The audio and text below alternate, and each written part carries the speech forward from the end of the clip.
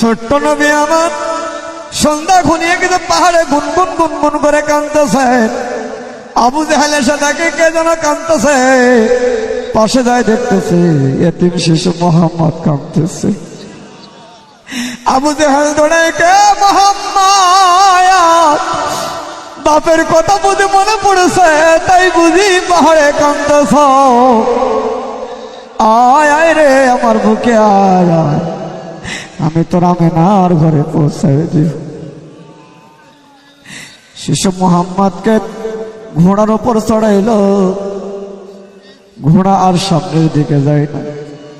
ঘোড়া জবান খুলে বলে, আল্লাহ তোমার বন্ধু পিছনে বলবে, আবু জাহেল সামনে বলবে, আমি ঘোড়া সামনে যাইতে পারবো না, তোমার নবীর সঙ্গে বেয়াদবি করতে পারবো না।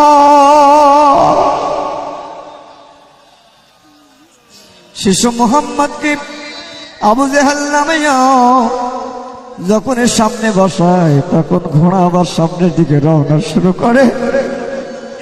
ঘরের দরজা বলে, হবে না রে। শিশু মোহাম্মদ পাহাড়ে কাঁদতেছে, আমি যদি না দেখতাম তোমার বেটার ঘরে আসতো না। আমি না ডাক দিয়ে গেলাম,